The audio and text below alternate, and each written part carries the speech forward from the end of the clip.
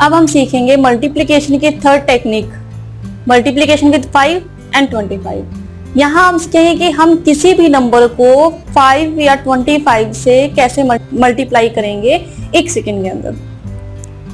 तो स्टार्ट करते हैं। मैं ना आपसे यहाँ पे कुछ क्वेश्चंस पूछती हूँ, आप क्विकली आंसर कर सकते हैं उसका। ठीक है, पूछ लेती हूँ मैं आपसे। 2 multiply 5 exactly 10। 5 multiply 5 25। 8 multiply 5 40। Easy है कैलकुलेट करना ना, इनको मल्टीप्लाई करना आसान है। 18 मल्टीप्लाई 5 यस 19। 14 multiply 5 right 70। लेकिन अब मैं आपसे पूछ लेती हूँ 92 मल्टीप्लाई 5, बस अटक गए। एक और पूछ लेती हूँ 68 मल्टीप्लाई 5। नो, आइडिया नहीं होता ना कि एकदम से कैलकुलेट नहीं कर पाते कि क्या आंसर रहेगा। एक और पूछ लेती हूँ मैं 148 मल्टीप्लाई 5। No idea. तो इस ऐसे क्वेश्चंस को करने के लिए, ऐसी मल्टीप्लिकेशन को करने के लिए कि अगर कोई नंबर दिया गया आपको उसको 5 से मल्टीप्लाई करना, तो हम उसे कैसे इजीली कैलकुलेट करेंगे ये हम सीखेंगे यहाँ पर। ठीक है, तो यहाँ पर है कोई नंबर a, अगर मैं उसे 5 से मल्टीप्लाई करूं तो क्या रहेगा। ठीक है, तो यहां पर a कोई नंबर है और उसको 5 से मल्टीप्लाई करना है। मैं अज्यूम कर रही हूं, यहां पर हम अज्यूम कर सकते हैं इसको यहां पर कि a को मल्टीप्लाई करना है 10/2। मैंने जो नंबर है 5, हमने 5 से मल्टीप्लाई करना है, इस नंबर को पूरा चेंज कर दिया है। इस नंबर का जो वे है पूरा चेंज कर दिया, मैंने उसे 10/2 लिखा है, क्योंकि हम सबको पता है 10/2 क्या होता है, 5 होता है ना। तो 10/2 5 होता है, तो मैं इसे 5 को 10/2 एज्यूम कर रही हूँ। तो जो कोई भी नंबर रहेगा हमने उसे उस नंबर को 10/2 से मल्टीप्लाई करना है। मैं इसे और इजी कर लेती हूँ। 10/2 मैं इसे ऐसे लिख सकती हूँ a डिवाइड बाई 2 मल्टीप्लाई 10, यानी कि जो नंबर है हमारे पास 4 5 जो भी नंबर है हमारे पास उसको डिवाइड करें हम 2 से, और जो भी कैलकुलेट कर आए उसे हम मल्टीप्लाई कर ले 10 से। इजी हो गई कैलकुलेशन। और कि जो नंबर दिया गया है हमें, हमने उसे 2 से डिवाइड कर लेना है, उसके बाद हमने उसको 10 से मल्टीप्लाई कर देना है। ठीक है, तो अब हम इसे इजीली कैलकुलेट कर सकते हैं। और मैं आपको बता दूं कि जो यहाँ पर अब 5 है ना, वो 5 नहीं है, वो 10/2 है।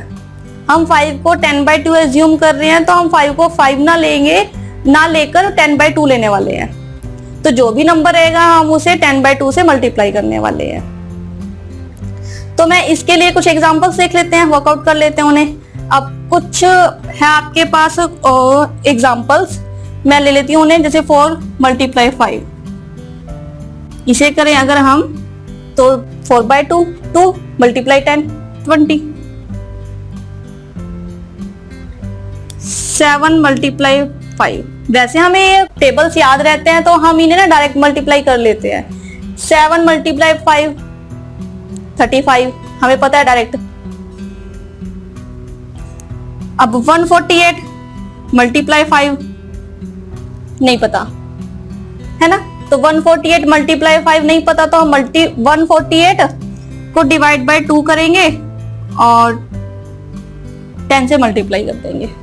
अब जब हम इसको इससे मल्टीप्लाई करेंगे तो क्या रहेगा हमारे पास, 74 मल्टीप्लाई 10 740।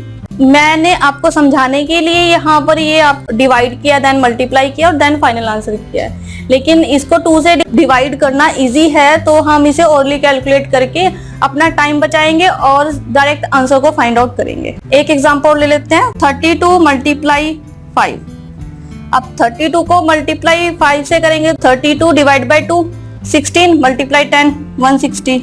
96 मल्टीप्लाई 5, अब 96 को 2 से डिवाइड कर लो, 48 मल्टीप्लाई 10 480। 72 मल्टीप्लाई 5, 72 को 2 से डिवाइड कर लो, 36 मल्टीप्लाई 10 360। देखा आपने कैलकुलेशंस कितनी इजी हो गई है। हम किसी भी नंबर को 5 से मल्टीप्लाई करें यहाँ हमने 5 को एज्यूम किया है 10/2। अगर हम 5 को 10/2 एज्यूम कर रहे हैं तो हमारे लिए बहुत इजी हो गया है कि हम किसी भी नंबर को 5 से मल्टीप्लाई कर सकते हैं।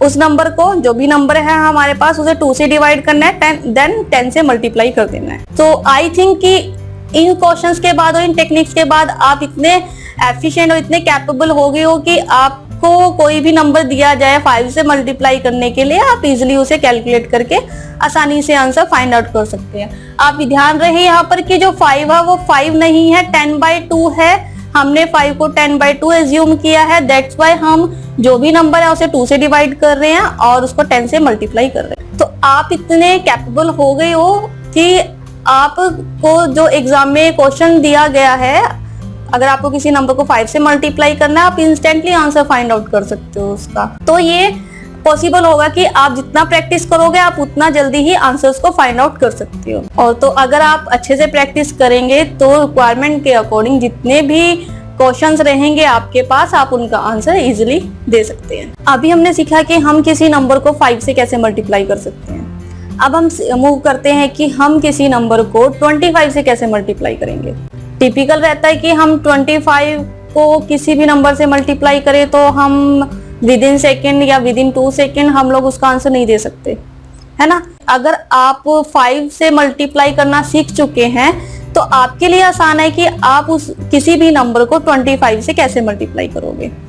तो आइए देखते हैं। कोई नंबर है a, उसे मल्टीप्लाई करना है 25 से, ठीक है।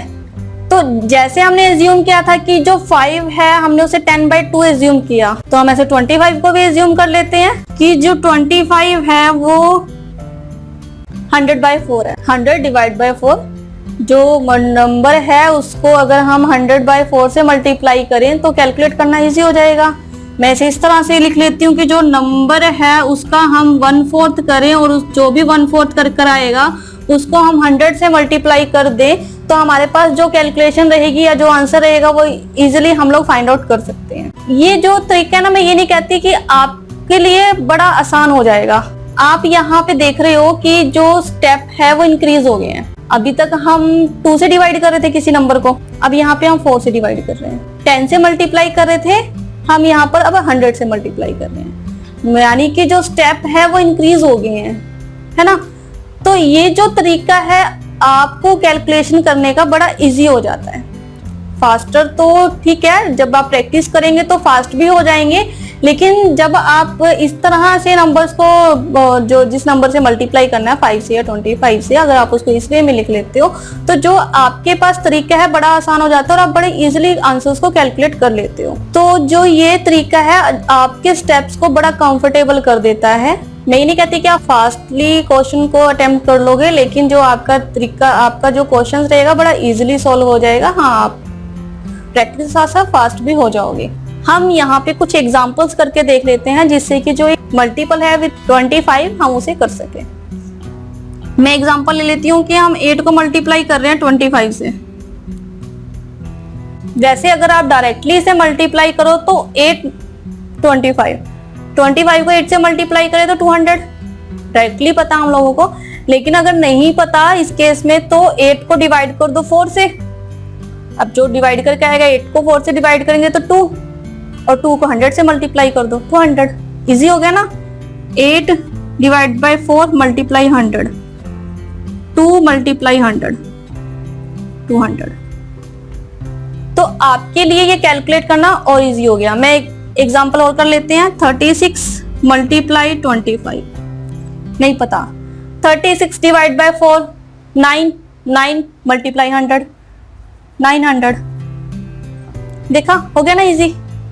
Next 72 multiply 25। अब 72 divide by 4, 72 divide by 4 18, 18 multiply 100 1800। एक एग्जांपल और कर लेते हैं। 44 मल्टीप्लाई 25, 44 डिवाइड बाय 4 11, 11 मल्टीप्लाई 100 1100। ठीक है, आप देख रहे हैं इस तरह से जो भी हमारे पास मल्टीप्लाई 5 से करना है या 25 से करना है, हमारे लिए बड़ा इजी हो गया मल्टीप्लाई करना, और हम क्विकली उस चीज को एक्सेस करके कैलकुलेट करके हम आंसर्स को फाइंड आउट कर सकते हैं। अब यहाँ पे बात आती है कि अभी तक तो जितने एग्जाम्पल हम लोगों ने करे, जो 5 पे जब 5 से मल्टीप्लाई कर रहे थे, तो जितने भी एग्जाम्पल हम लोगों ने लिए थे वो सारे 2 से डिवाइड हो रहे थे, है ना, 2 के मल्टीपल से वो सारे के सारे।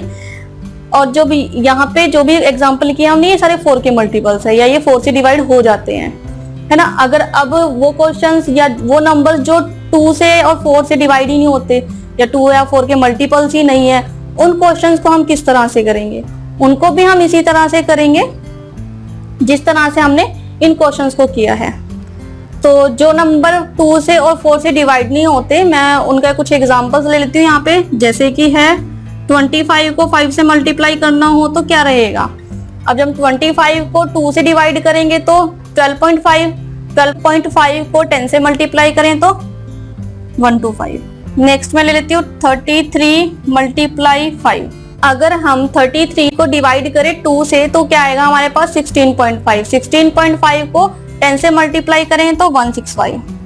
देखा आपने कितना इजी है इसे कैलकुलेट करना। मैंने एक और एग्जांपल ले लेती हूँ 97 मल्टीप्लाई 5। 97 मल्टीप्लाई 5, अगर हम 97 को डिवाइड करें 2 से तो ये आएगा 48.5। 48.5 मल्टीप्लाई 10, 485।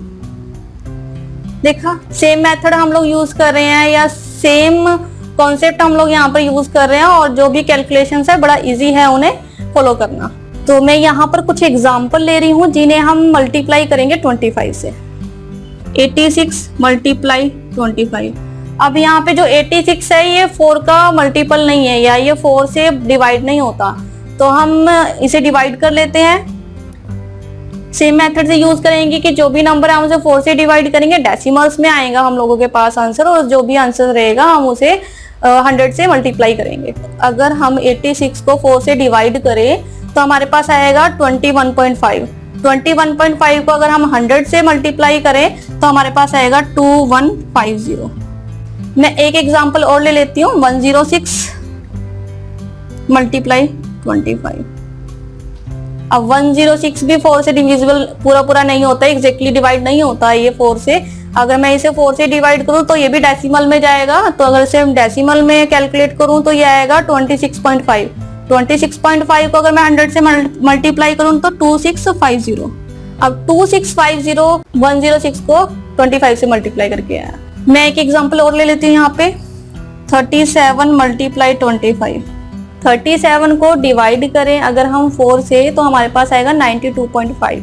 92.5 मल्टीप्लाई 100 9250। तो देखा आपने कि हम जो भी नंबर 5 को, अगर हम किसी नंबर को 5 और 25 से मल्टीप्लाई कर रहे हैं, तो अगर हम उसे दूसरे वे में लिख लें, अगर 5 को 10/2 और 25 को 100/4 एज्यूम कर लें, तो हमारे लिए जो भी मल्टीप्लिकेशन रहेगी बड़ा इजी रहेगा।